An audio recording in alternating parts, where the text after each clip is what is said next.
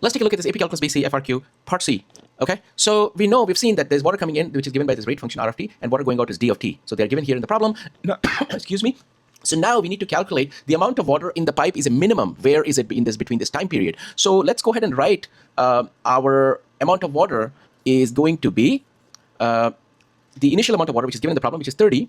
Plus, we're going to integrate, add up the amount of water up to the time period is going to be between 0 to t of this integral, which is going to be r of t, or let's just say in this case, let's start with x, r of x minus d of x. So all this is saying is we're going to accumulate the water of the difference between the incoming and the outgoing water, okay, between 0 and t. So that is what this integral is telling us. Now the thing is, where we want to look at where the water is a minimum is basically 3 points, 3 time points. At time t equals 0, at the end points, we know that t equals 8. So we're going to look at the amount of water at t is 0, and t is also between, which is the minimum amount of water between 0 and 8. Now the thing is, we know that in order to calculate the minimum, we have to do the first derivative and set it to 0, because where the derivative is changing from increasing to decreasing or decreasing to increasing, that's where we'll get the minimum or the maximum point. Okay, so in order to do that, let's find the derivative then of this amount of water. So how much is that going to be? So the derivative of 30 is going to be 0, 0 plus this derivative of this integral using the FTC first fundamental theorem of calculus number 1. We are going to just replace the x's with the t's. So it's going to be r of t minus d of t.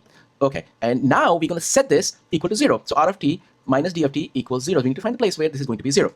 Okay, excellent. Now, I have this set up in the calculator here. If you look here, this is r of t minus d of t. Now, I put x's before, matter of convenience for the calculator. I'm going to go ahead and graph this to see where we have this point that is going to give us the minimum, this where the first derivative is 0. So where the first derivative is 0, that is where we will find the amount of water for that time period. So we are getting the time x value of 3.27. So we're going to use that as our third time point. T is 3.27. Okay, so first of all, at t of 0, we know the amount of water is 30. That is given to us in the problem. Now we need to find two more integrals. At t is 8 and at t equals 3.27. So in order to do that, let's go ahead and go back here. And I have already set up those integrals. So if you see here, 30 plus this integral between 0 to 8 of this r of t minus d of t. So that gives us 48.54 cubic feet. So at t of 8, we get 48.54 cubic feet. Now we have one more. At t is 3.27. So let's go ahead and write that t equals 3.27. And that integral, we will just replace that 8 with the 3.27. So that is this one. So 30 is the initial amount plus this integral where we have replaced that 8 out here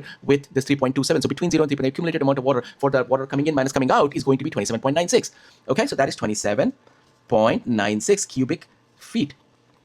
Now, so that is our, at time 3.27, the water is at a minimum, okay, as calculated by all these calculations we have done. And so that is going to be the final answer for this part C. Let me know if you have any questions, and I will be releasing part D very quickly. Okay, all right, have a nice day, bye.